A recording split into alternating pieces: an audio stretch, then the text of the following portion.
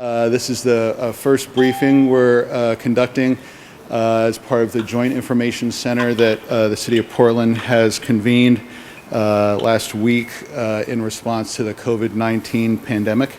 Today we'll have updates from 6 speakers. First will be Mayor Ted Wheeler. Second will be Police Chief Jami Resch. Third we'll have Fire Chief Sara Boone.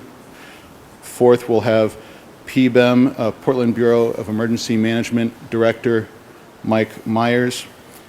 Then we'll have Tom Rinehart, Chief Administrative Officer for the City of Portland.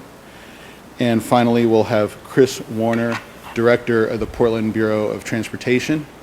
After our 6 speakers have concluded, we'll have time for questions from members of the media here in person and those on the phone. I'll be moderating that, and we'll try to take questions one by one.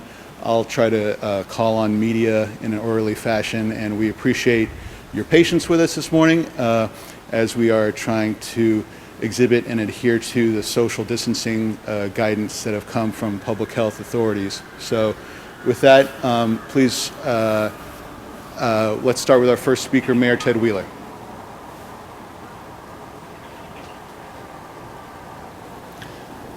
Good morning, everyone. First of all, I want to thank my colleagues, bureau directors, and other city leaders. We have a few of them gathered with me here today. Their leadership has been critical during these unprecedented times, and I couldn't have asked for a better team to help this city manage through this crisis. We're here today to share what the City of Portland has done, what we're doing, and what we will do going forward to save lives. As was mentioned, this is the first of 2 briefings this week. Later this week, we'll have a briefing related to housing and economic relief. As mayor, my first priority is the health, safety, and well-being of everyone in our community, and I'll do whatever it takes to contain this pandemic. My colleagues and I are laser focused on achieving this goal, as well as supporting both the resilience and the recovery of our community, both socially and economically. As our city, our first priority is to maintain the essential services that our public relies on to keep their lives on track. We took early action, declaring a state of emergency almost 2 weeks ago to ensure that our community stays safe and that it stays solvent. A week ago, City Council passed an ordinance putting a moratorium on evictions of those struggling to pay rent due to the financial hardships caused by COVID-19. Our water and our sewer operations suspended any disconnects, and I was very pleased to see that our private sector utilities followed suit, and I want to thank them for that.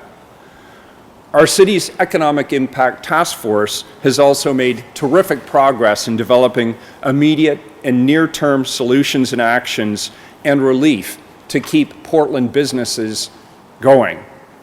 We continue to meet with banks, lenders, and other financial institutions who are willing to invest in offers of support for small businesses and others that drive our local economy.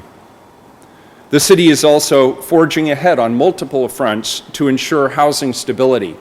And amongst those actions, we've repurposed $1 million in funds to support emergency assistance for households affected by the COVID-19 crisis. The Bureau of Development Services is prioritizing permits for Housing Bureau-sponsored affordable housing developments. This will keep the production of housing for low-income Portlanders on track even through the crisis. And commercial tenant rent in and on all city-owned properties, including food cart rental space, will be deferred for 3 months. In summary, we're responding to the COVID-19 as an employer, as a first responder via our police and fire bureaus, and as a provider of fundamental infrastructure that our community relies on even in a time of crisis. What I've shared with you today is just the tip of the iceberg in terms of what we're doing as a city. Other city leaders are here today to fill you in on more of the actions we're taking as a city to ensure the continued exceptional livability we've all come to enjoy as Portlanders. Before I turn this over to the next speaker, I have a message for the people of this city. I want you to know, as mayor, that I know that everybody is being impacted, in many cases significantly, by this crisis. I want you to know that we're all making sacrifices together. Times seem very, very difficult right now, but I want you to know this: we will get through this crisis. We'll come out on the other side, and I believe we'll come out a better community. We'll get through it, and we'll get through it together. Thank you, and I'll now turn this over to our police chief, Jami Resch, right behind me.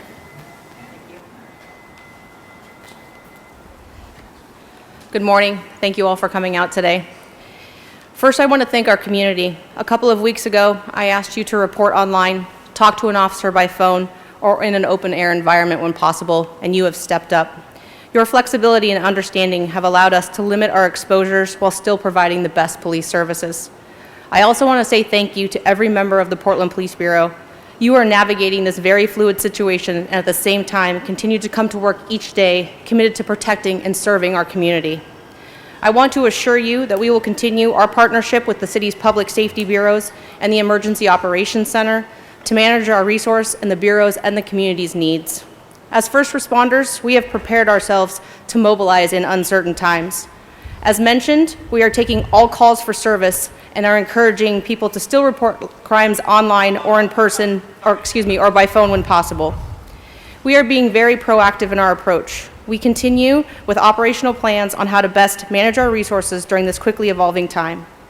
We are asking our community members to comply with the governor's order to stay home and stay healthy. This is meant to save lives, and I cannot stress how important this is. PPB will first attempt to educate any violators in accordance with the social distance guidelines. We will issue warnings if community members comply, but if necessary, we will issue criminal citations for non-compliance. We also understand that many of our homeless community may not be aware of the health crisis or the orders, which is why it is important for us to take an educate-first approach. There are things community can continue to do to help. First, be aware of what the order allows and what it prohibits.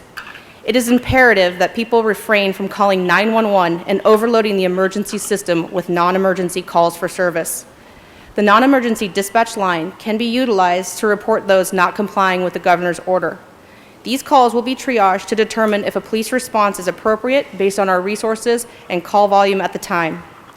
I want to clarify some information about crime at this time. We are monitoring our calls for service very closely to help us understand where our resources are needed. In comparison, from March 12th to March 22nd, we learned that dispatch calls are 10% lower than they were the 10 days prior to the state of emergency. Calls involving suicide attempts or suicide threats with or without a weapon are up 41% from 2019 and up 23% from the 10 days prior to the state of emergency. This statistic is very concerning, and there are resources available for those who are struggling.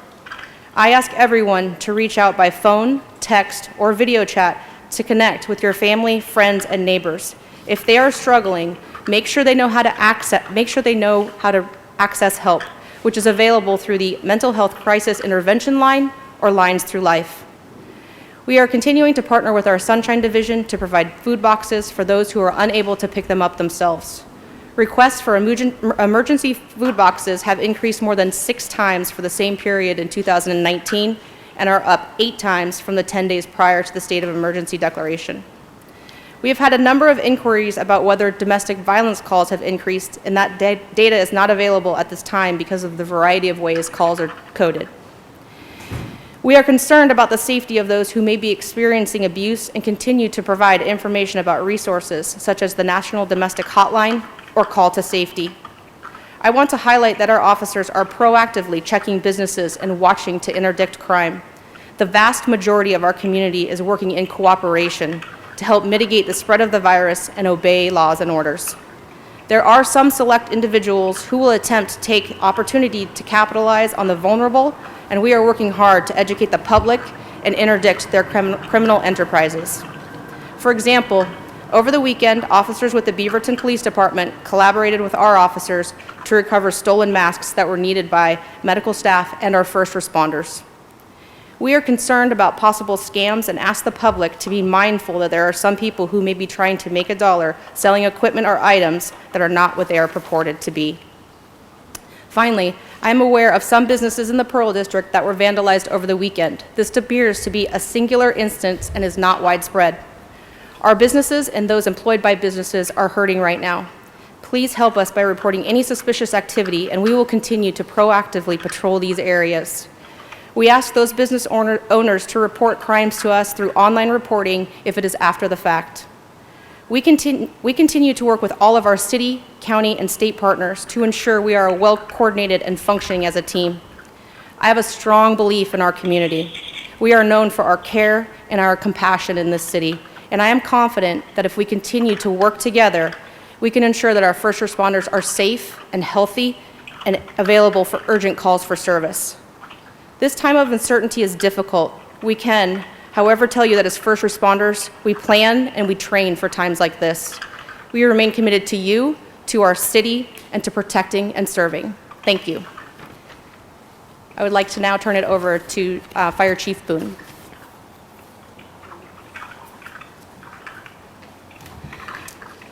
I want to reassure the public that Portland Fire has maintained and will maintain our critical core functions.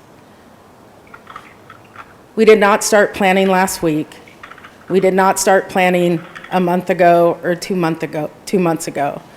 Portland Fire and Rescue, along with all emergency services, started planning since 9/11. That was the day our world changed. We knew anything that came to the U.S., to our states, to the communities, and to our cities, that fire, police, first responders would be on the front line. We have been preparing for anything, worst case scenario, when it comes to pandemic, when it comes to biological, chemical, anything that can incapacitate our communities. I want to reassure you, this is something that we have never forgotten. We have been planning for the last 20 years on how to protect our residents. With that being said, Portland Fire was aggressive when this first started to come. Our personnel are outfitted with the highest level of protection, and this is something that we had planned for a long time. We are modifying our response to take most critical calls, emergency calls, hospitalizations, and we're going to direct you when it comes to mild symptoms, or if you feel sick, or if you have anxiety. First, call your healthcare professional. Call a non-emergency number. Call 211. But the 911 system is for people who are experiencing severe respiratory distress, high temperature, extended coughs. We are preserving the capacity on the response side. We are watching what is happening across the state, across the nation, Washington, New York, California, and we have been making strategic moves ahead of time to ensure that our capabilities and capacity are still functioning. Our workforce is protected. Our service is viable. We will continue to serve. Portland Fire is helping with our public safety partners. We are also working at the state, the county, as well as the city when it comes to ensuring that everything is coordinated. We're in an every operation command center. When it comes to the region and the state, with our fire agency partners, we're working under the state fire marshal. Portland Fire, Portland Police, the City of Portland are coordinating behind the scenes to ensure that everyone is taken care of. And when other systems fail or fall, we will still be here. We will be still providing services to the community. Thank you.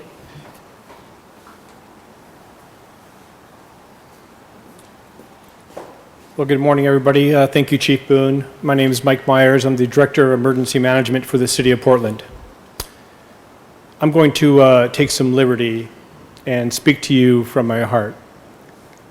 I have been in the emergency services business for over 30 years, primarily as a fire chief. I'm with you today as your Director of Emergency Management. Like you, and like I believe all the people behind me, we've never seen anything like this before. Just the magnitude of it.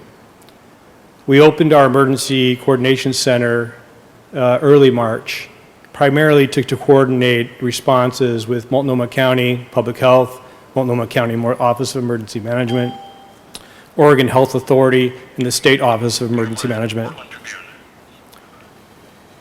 And primarily to bring every resource we could possibly bring to bear on the situation.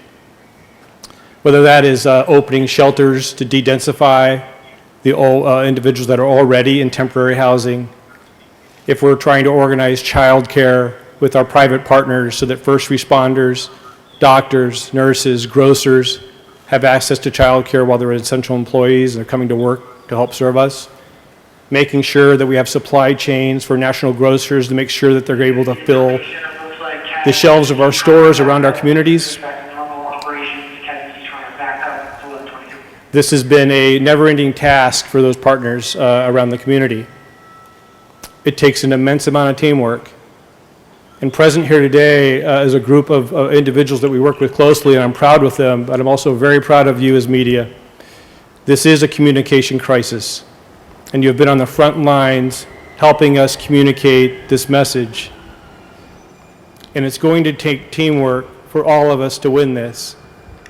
So it's not just us here today talking about what we've done, it's every person in the city of Portland that we're counting on. We win if we work as a team. And frankly, we will fail if we don't. It is everybody in the city of Portland on the team today. So remember, stay home, save lives. I want to introduce to you the CAO of the city of Portland, Tom Rinehart. Thank you.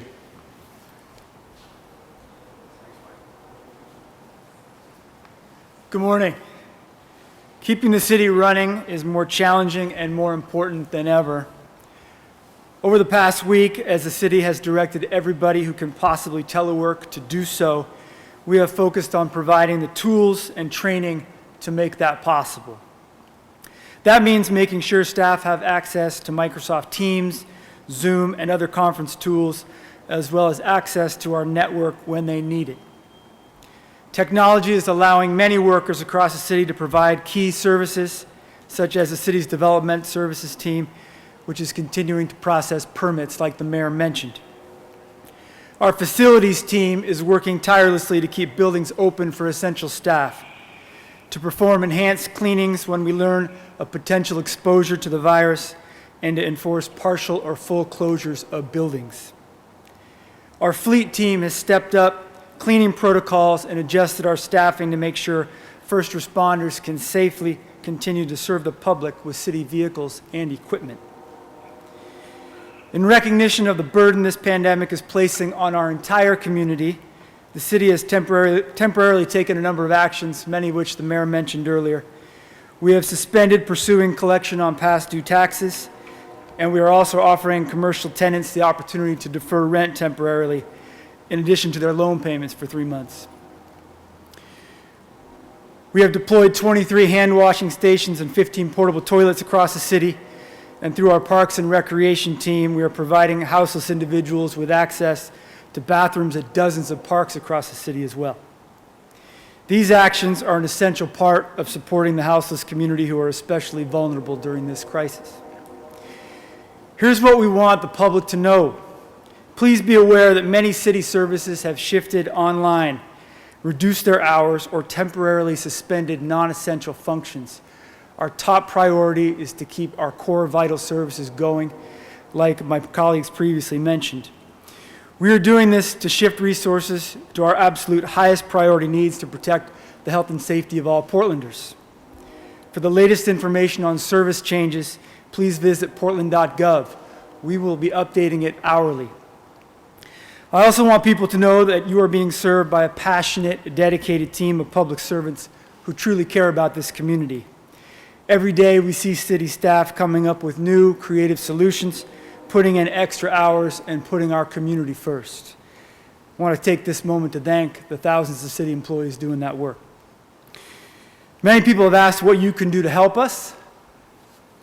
All Portland residents can help. We are in this together, and we're doing our best to serve you. Like Emergency Management Director Meyers said, please stay home. When you're out, please keep appropriate distance from one another. And as important as that, please stay connected to friends and loved ones. Please use the city website, portland.gov, as I mentioned earlier, to alert us to challenges with essential services, and know that we will do our best to restore non-essential services as soon as we are able.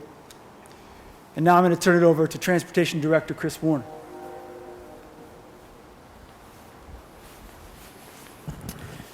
Thank you, Tom. Thank you, Mayor Wheeler, for your leadership during this unprecedented time.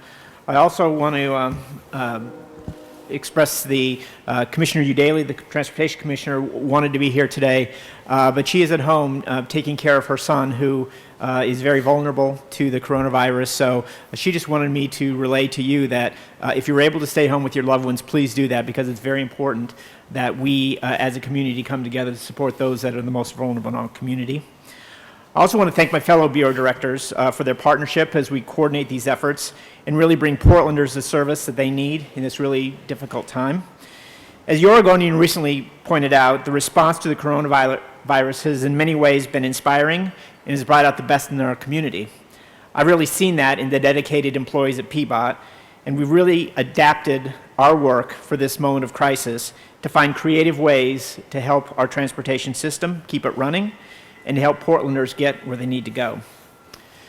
At PBOT, we've dramatically changed our operations to protect the health of our workers while continuing to deliver the services that Portlanders need. We really need to make sure that Portlanders can access the critical things like food and medical care. That's why our field crews are focusing their efforts on keeping the transportation system running and addressing the essential needs like sewer breaks or broken signals. In the last few days, our crews have cleared debris from the roads. They've responded to 12 urgent sewer calls, and they've addressed over 70 emergency traffic sign repairs.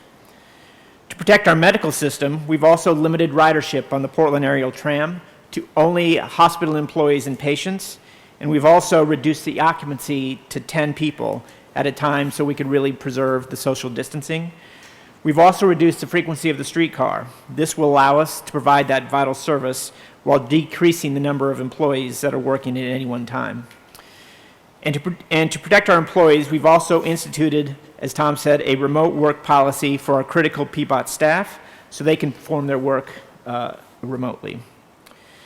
If Portlanders see an urgent street repair issue that needs to be reported, please call 503-823-1700. This is our street maintenance hotline, and it's staffed 24 hours a day. I really also want to urge Portlanders to travel with caution. With schools closed, there are more children out and about. Biking and walking have never been so important as people, take the time to get out of their houses. In this situation, you should assume that every street is a shared street. Watch out for your fellow Portlanders. Drive safely and slowly, especially in our neighborhoods. And finally, please follow the governor's order. Stay home, save lives. These days and weeks will really define us, and for this generation and beyond. I was born and raised in Oregon, and I know that this really is an unprecedented challenge. And as the mayor said, we really will get through this together. So stay safe out there, and know that PBOT's there to help.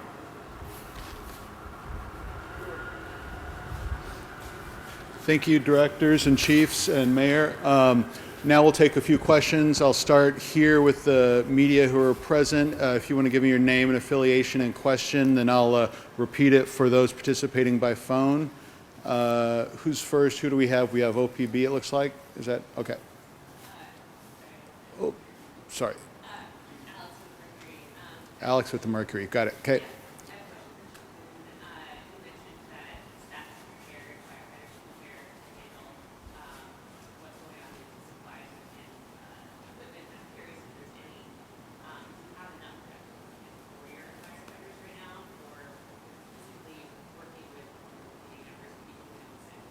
Okay, so the question from Alex at the Mercury was for Chief Boone with Fire and Rescue.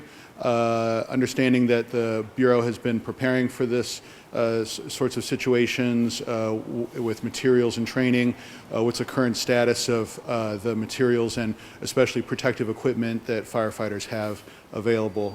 Chief Boone? Thank you. So I just want to reiterate, this is a public health crisis. And fire also takes our lead from, at the federal level, the CDC, the state level, from the Oregon Health Authority, the county level, from Multnomah County Health Department. For fire, because we have to provide emergency medical services, our firefighters can actually be vectors to spread the disease. And so our Emergency Medical Services Director, Dr. Ju, has been working hand in hand with our EMS section to ensure our firefighters are adequately protected based on the appropriate level of care. We also know that we have to have redundancy built into our system because we are faced potentially every day with a worst case scenario, not just a viral spread. So we have redundancy in the system that we can increase to a higher level of protection. Our firefighters are trained in that, we've practiced in it, and they're ready. What the fire service is doing in order to preserve a short supply that on the treatment side of the 911 system, the nursing side, the healthcare side, and everybody else, we are moving to a higher level of protection that we can be self-sustainable, and then we can give our disposable surplus to people that need it. We are also working in a joint campaign with Multnomah County to use our fire facilities, our main distribution center, our logistics center, and putting out a public message for plea for disposable protection equipment. Portland Fire will always be there, will always be ready, and always there. So we will help in any capacity that we can, but we also, the public also has to remember that we are a critical infrastructure that we cannot fail to go down. We still have to provide services. That is on the emergency response side, and that is on the transport side. COVID is just one part of what our responses are.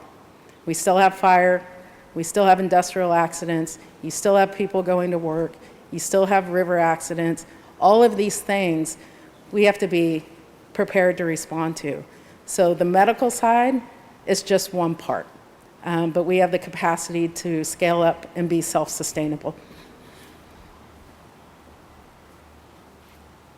Thank you, Chief. Any other questions here in the present? Yes. My question is to the Bureau Directors of the first responders. What are you guys hearing from your workers out in the field dealing with coronavirus-related calls? Okay, so Everton Bailey with the Oregonian. The question was for directors with first responders. What are you hearing from your staff in the field? What are they seeing? What are they experiencing when they're responding to calls for service, right? Okay, Chief. Good morning again. Mainly what I'm hearing from the officers is their gratefulness for the flexibility that the community has provided as far as our unusual approach to calling you on the phone or asking you to step outside when there's a call for service. And they're grateful for that, but they're also concerned. They're concerned about unintentionally spreading this virus. They're concerned about coming into contact with this virus. So I think we've done a really good job as Bureau Directors trying to educate our employees as much as possible about what we're doing to try to prevent any of that from happening. But for the most part, I think that they're feeling supported, and I will continue to do everything I can to make sure that they know that from the top down, we are doing everything to provide for their safety and the communities.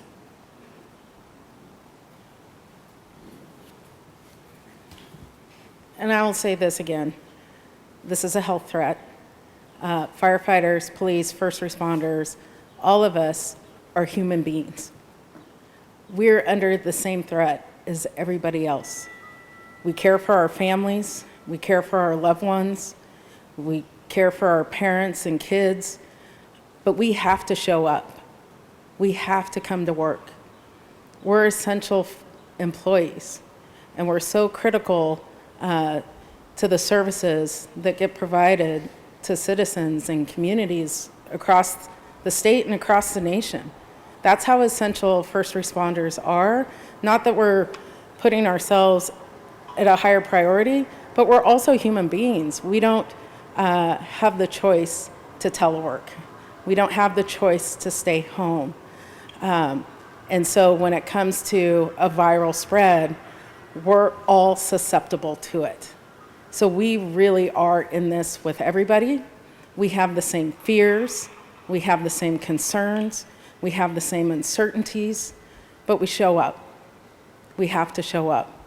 So our priority as Bureau directors is to ensure that our people are adequately protected so they can show up for you.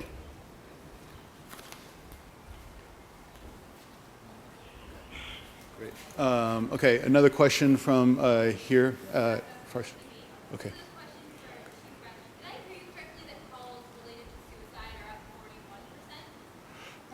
Question from OPB from Rebecca for the Chief Resch about calls for suicide. Is that correct? Yeah, so what I stated was that calls for suicide attempts or suicide threats with or without a weapon are up 41% from this time in 2019, and they are up 23% from the 10 days prior to the state of emergency. What we wanted to do by highlighting that is to point out that we do know that people are struggling and that we are trying to get out as many resources to folks as possible by encouraging you to come in contact with your friends and your family, whether it's by phone, text, video chat, but check in with each other. Know that there are resources available. They are available on our website. They're available on the county website. Your true health and welfare are our top priority.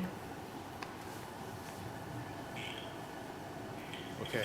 Is that the last question here? Okay. All right. I'm gonna go to the phone first, and I'll come back. So first, let's go to our pool, KGW. Is there a KGW reporter with a question on the phone? Yes, Dylan, it's Pat Norris. Question for the mayor. With all this going on, are you going to push back the arts tax deadline, or will it stay as it is? Question from KGW, will the arts tax deadline be changed, mayor or administrative officer? Okay. We are following the lead from the state of Oregon on all tax direction. We're waiting in terms of any deferral, but we're actively pursuing any ways to mitigate the impacts on both individuals and businesses, so stay tuned for more information on that. And just to clarify, that was Tom Rinehart, Chief Administrative Officer. Okay, next from, let's go Channel 6, Coin. Did you have a question on the phone? Yes, thanks, Lisa Bailey from Coin. Question for Chief Resch relative to all the businesses, especially all the small businesses. What's happening in terms of protecting those businesses from any kind of possible looting or other kinds of situations that may occur with so many of them closed and not being watched? Okay, so the question from Channel 6 was for Chief Resch, what's happening to prevent looting or other criminal activity around small businesses? So as I mentioned a little bit earlier, we're actually, we're asking everybody to watch out for the areas. If you're out about and walking and you see something that's suspicious, please do call. Officers are responding to those calls for service. We also understand that there are large areas, business districts that are basically shut down, and we're asking all of our officers when they are on patrol to do extra patrols in all of those areas. Look for anything that's suspicious, but we're highly encouraging folks to call in suspicious activity so that the officers have the ability to respond. We are aware that there are large areas that don't have a lot of people in them right now and that are vulnerable, and we are doing our best to do extra patrol in those areas. Thanks, Chief. Next, I'll go to the phone. K2, Keaton, are you still on the phone? Do you have a question? Yes, I am. Keaton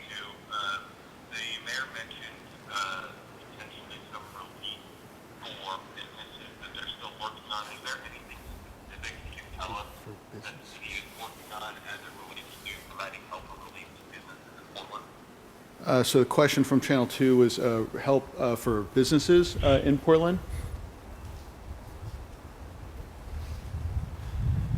Yes, thank you, and this is Ted Wheeler. We have already impaneled an economic impact committee. It has 3 different groups. We have a total of over 100 people, big business owners and operators, small business owners and operators, representatives from the restaurant industry, from the arts community, the culture community, from virtually every aspect of this community. We've been putting together strategies around how to actually provide immediate relief to businesses. The focus right now has been on small business owners and operators. So far, we've deployed funds to the Jade District. That was one of the first business districts to be impacted sharply by the COVID crisis. We are expanding those opportunities across the city. We're working collaboratively with business partners, with philanthropic partners, with banks and other institutions to create a larger pool of support for businesses, and we'll be talking more about that on Thursday.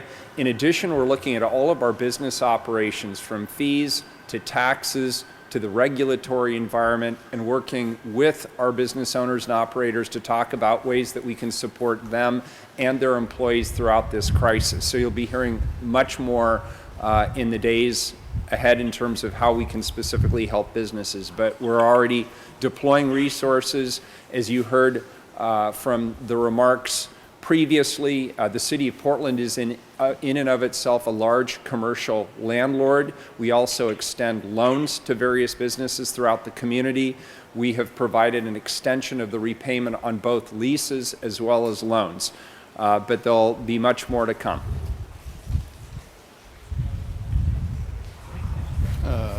Thank you, Mayor. Next on the phone, do we have a question from Fox 12 or anyone from Channel 12 on the line? Yeah. Can you hear me? Yes. Okay. This is Sara Boone with KPTV. And this message, or this question really is just for anybody who wants to chime in, because homelessness and people living on the streets was touched on by several speakers today.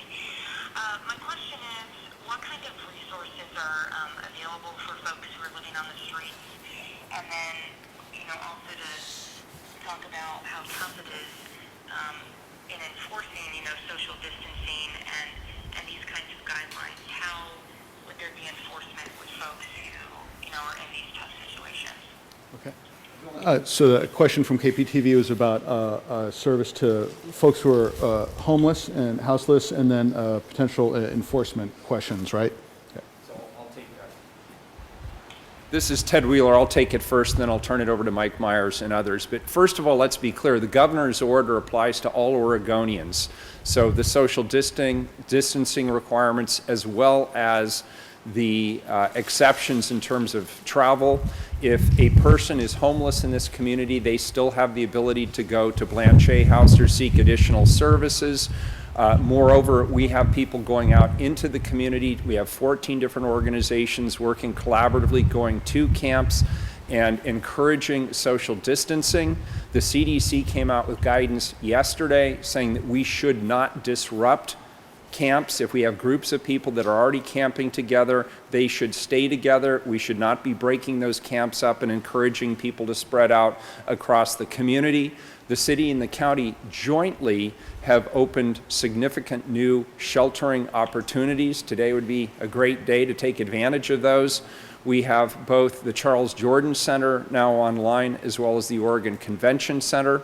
We'll have the East Portland Community Center open by Thursday. In addition, we're extending the time frame for our winter shelter capacity. And in terms of camp cleanup, we have suspended camp cleanup based on the CDC guidance, except in the case where a camp puts the campers or the houseless individuals or others in the direct line of danger. For example, if somebody sets up a tent in an area where they could be hit by a car, they will be asked to move, but otherwise we're following the CDC guidance. And with regard to enforcement, I'll turn it over to Mike and then Chief Resch. Good morning. Mike Meyers, Director of Portland Bureau of Emergency Management. And Mayor, thank you. I thought that was an excellent summary of some of the things we've been doing over the past few weeks to find opportunities to kind of add more social distancing to those that are temporarily housed. So we have a lot of vulnerable population out there that is currently housed. These individuals are isolated and marginalized, some of our elderly community as well. So I want to give a shout out to nonprofits out there like Meals on Wheels, who is still making meals, is still out there as volunteers working with them, delivering these meals, doing welfare checks. We really have seen a lot of volunteers come together to help us expand this operation. It is difficult in regular times. It is even more difficult now. So we also have the neighborhood emergency teams that are out there. We have hundreds of volunteers that are standing ready to serve. They're operating outside of our emergency operations center right now, assisting us in there, and they're ready to be out in the community, finding out what needs are in the community and bringing that information back to the EOC so we can generate a response. So I wanted to make sure that we had the opportunity to thank those volunteers as well. So thank you. As far as the enforcement efforts are concerned, enforcement in regards to criminal citations is going to be the last resort of the Portland Police Bureau. If there are communities that are in need of assistance, houseless populations, we will work with all of the resources available to try to make sure that we can find places for folks that do allow for proper social distancing. Like I said, the enforcement piece is going to be an educate first approach, so we know that everybody is fully aware of what the order allows and what it prohibits. We'll use every resource available to us to make sure that we can provide resources for the folks that we come into contact with. And again, stressing that citations will only be issued as a last resort.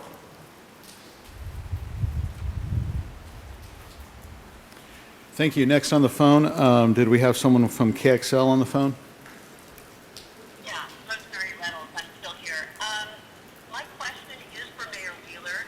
Mayor, in your mind, what would it take for the state of emergency in Portland to be lifted? And if it were to be lifted, what would that look like? Question from KXL for the mayor. What would it take for the state of emergency to be lifted? And what would that look like for the state of emergency to be lifted in the city? Thank you. So the state of emergency is in 2-week durations. It will come up for renewal on Wednesday. I will extend it. I'll be seeking my guidance from public health professionals, medical experts, and others. We're still in the upside of the contagion curve, so this would not be a good time for us to suspend the emergency declaration.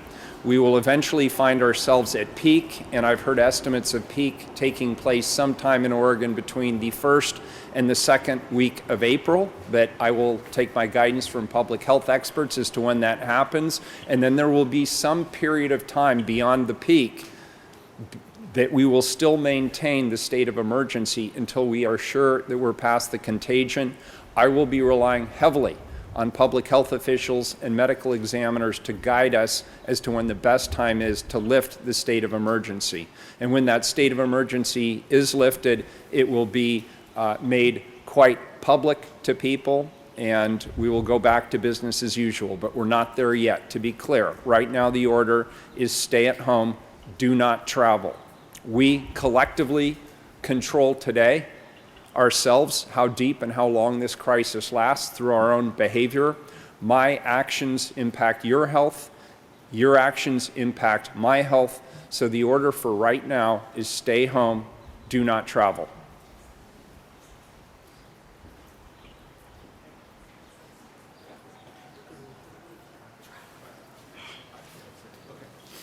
All right. Thanks for your patience and your time. We're having some safety concerns with the situation here with the weather and folks being outdoors. And so what we're going to do is thank everyone for calling in and for monitoring the situation online and elsewhere. And if media have follow-up questions, please follow up with the appropriate public information officer for that bureau. the city, all of our staff, are hard at work in adapting our operations, and we're here and we'll be responsive. So thank you so much for participating, and we'll be in touch. Media should follow up with public information officers for follow-up questions. Thank you.